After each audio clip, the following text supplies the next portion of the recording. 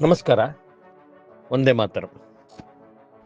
ಕಳೆದ ಅನೇಕ ದಿನಗಳಿಂದ ನಮ್ಮ ದಕ್ಷಿಣದ ತಮಿಳುನಾಡು ಒಂದು ರೀತಿ ಕೇಂದ್ರ ಸರ್ಕಾರದ ಜೊತೆಗೆ ಸಂಘರ್ಷವನ್ನ ಮಾಡ್ತಿದ್ದದ್ದು.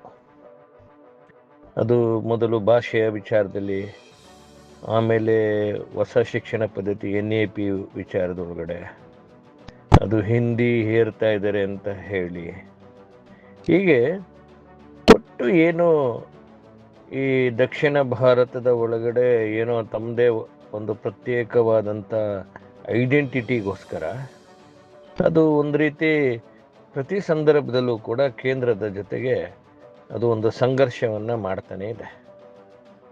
ಅದು ಒಂದು CBIಗೆ ಒಂದು ತನಿಖೆಗೆ ಕೊಡುವಂಥ ವಿಚಾರಧಾರೆ ಇರ್ಬೋದು, ಅಂದರೆ ರಾಜ್ಯಪಾಲರ ಏನೋ ಒಂದು ಅಧಿಕಾರದ ಬಗ್ಗೆ ಭಿನ್ನರಾಗ ಮಾಡುವಂಥದ್ದಿರ್ಬೋದು. ಹೀಗೆ ಪ್ರತಿ ಸಂದರ್ಭದಲ್ಲೂ ಕೂಡ ಕೇಂದ್ರ ಸರ್ಕಾರದ ಜೊತೆ ಒಂದು ರೀತಿ ಸಂಘರ್ಷ, ಒಂದು ರೀತಿ ಯುದ್ಧದ ರೀತಿಯಲ್ಲೇ ಮಾಡ್ತಾ ಇದೆ. ಅಲ್ಲಿ ಬಂದಂಥ ಪ್ರತಿ ರಾಜ್ಯಪಾಲರ ಜೊತೆ ಕೂಡ ಬಹಳ ಒಂದು ಕೆಟ್ಟದಾಗಿ ನಡ್ಕೊಳ್ಳುವಂಥದ್ದು, ಇದು ಅವ್ಯಾಹತವಾಗಿ ಆ ಪ್ರದೇಶದ ಒಳಗಡೆ ಪ್ರತಿ ಸಂದರ್ಭದಲ್ಲೂ ಕೂಡ ನಡೀತಾ ಇದೆ. ಈಗಂತೂ ಬಹಳ ಅದರ ಸೀಮಾ ಮೀರಿ ಒಂದು ರೀತಿ ಎಲ್ಲೇ ಮೀರಿ ನಡೆಯುವಂಥ ಕೆಲಸವನ್ನು ಮಾಡಿದ್ದಾರೆ. ಏನು ಅವರು ಈ ರೂಪಾಯಿಗೆ ಒಂದು ಹೊಸ ಒಂದು ರೂ ಅಂತಕ್ಕಂಥ ಒಂದು ಸಂಕೇತವನ್ನು ಏನು ಸಂಸ್ಕೃತ ಪದದಿಂದ ತಂದಿದ್ರು, ಅದನ್ನು ಪರ್ಯಾಯವಾಗಿ ತಮಿಳಿನ ಒಂದು ರೂ ಅನ್ನು ಹಾಕುವಂಥ ಕೆಲಸವನ್ನು ಮಾಡಿದ್ದಾರೆ.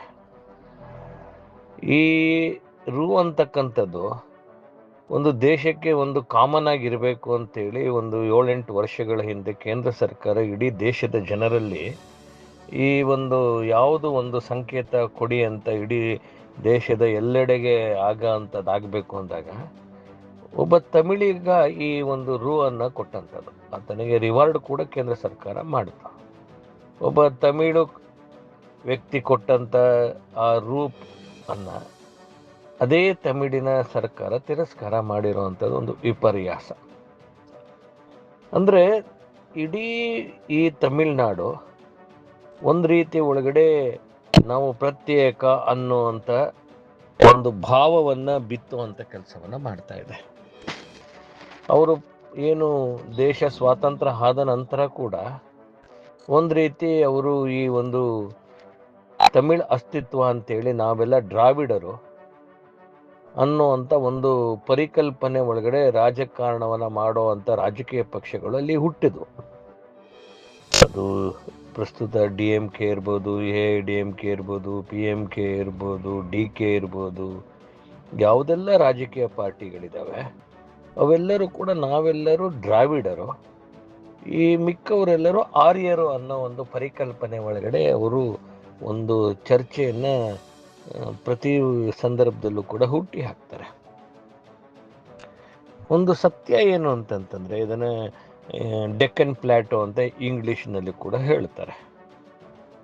ದ್ರಾವಿಡ ಅಂತಕ್ಕಂಥದ್ದು ಒಂದು ಈ ನೆಲದ ಮೂಲ ನೆಲ ಆದರೂ ಕೂಡ ಆರ್ಯರು ಅಂತಕ್ಕಂಥದ್ದು ಯಾರು ಕೂಡ ವಿದೇಶಿಗರಲ್ಲ.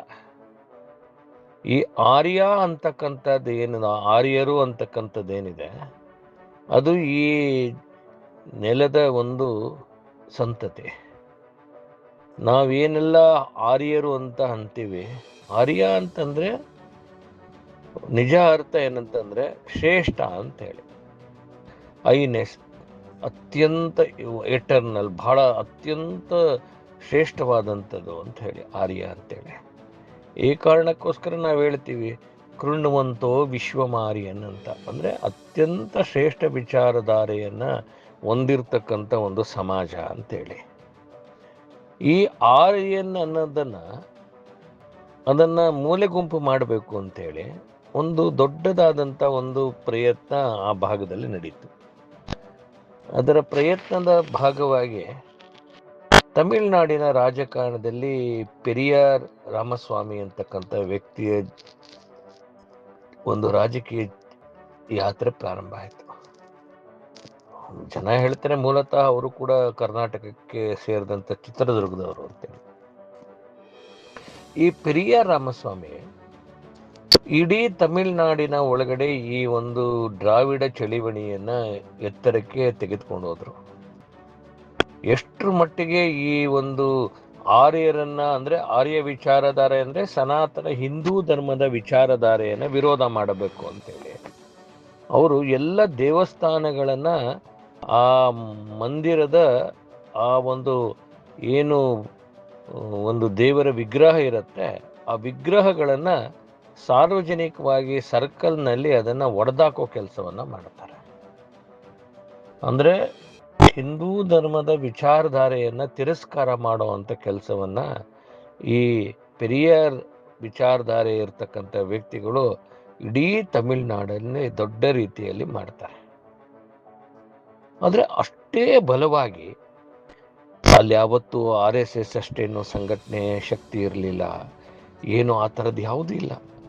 ಆದರೆ ಅಲ್ಲಿಯ ಜನರಲ್ಲೇ ಆ ಒಂದು ಅದಮ್ಯವಾದಂಥ ಈ ಸನಾತನ ಹಿಂದೂ ಧರ್ಮದ ಬಗ್ಗೆ ಅವ್ರಿಗಿರ್ತಕ್ಕಂಥ ಒಂದು ಒತ್ತಾಸೆಯ ಪರಿಣಾಮವಾಗಿ ಈ ಇಡೀ ಈ ಒಂದು ದ್ರಾವಿಡ ಚಳವಳಿ ಏನು ಪೆರಿಯಾರ್ ರಾಮಸ್ವಾಮಿ ಪ್ರಾರಂಭ ಮಾಡಿದ್ರು ವಿಗ್ರಹಗಳನ್ನು ಒಡೆದಾಕುವಂಥದ್ದು, ಅದರ ಪರ್ಯಾಯವಾಗಿ ಹಿಂದೂ ಶಕ್ತಿಯನ್ನೇ ಬಡಿದಬ್ಬಿಸುವಂಥ ಕೆಲಸವನ್ನು ಮಾಡ್ತಾರೆ.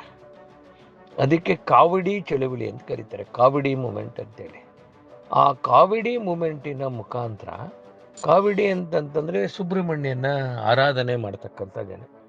ಏನು ಪಳನಿಯ ಏನು ಸುಬ್ರಹ್ಮಣ್ಯ ಇದ್ದಾನೆ, ಆ ಸುಬ್ರಹ್ಮಣ್ಯನನ್ನು ಹೆಸರಿಟ್ಕೊಂಡು ಒಂದು ರೀತಿ ಹೆಗಲಿಗೆ ಒಂದು ಪಲ್ಲಕ್ಕಿಯನ್ನು, ಅದಕ್ಕೆ ಕಾವಡಿ ಅಂತ ಕರೀತಾರೆ. ಜನ ನೂರಾರು ಕಿಲೋಮೀಟ್ರು ಒಂದು ಕಬ್ಬಿಣದ ಸಲಾಕೆಯನ್ನು ಭಕ್ತಿಯ ಪರಾವೇಶವನ್ನು ತೋರಿಸುವಂಥದ್ದು, ಕೆನ್ನೆ ಒಳಗಡೆಯಿಂದ, ಮೂಗಿನ ಒಳಗಡೆ, ಕಣ್ಣಿನ ಒಳಗಡೆಯಿಂದ ತರೋ ಅಷ್ಟು ಭಕ್ತಿ ಪರಾವೇಶರಾಗಿ ಈ ಪಳನಿಗೆ ಹರಿಕೆಯನ್ನು ಹೊತ್ಕೊಂಡಂಥ ಕೋಟ್ಯಾಂತರ ಜನ ಹಿಂದೂಗಳು ಈ ಒಂದು ದ್ರಾವಿಡ ಚಳವಳಿ ಏನು ಹಿಂದೂ ಧರ್ಮದ ವಿರುದ್ಧ ಎತ್ತಿ ಕಟ್ಟಿ ಮಾಡ್ತಿದ್ರು ಪೆರಿಯಾರು, ಅದಕ್ಕೆ ಪರ್ಯಾಯವಾದಂಥ ಒಂದು ಚಳವಳಿಯ ರೂಪಾಂತರಗೊಳ್ಳುತ್ತೆ.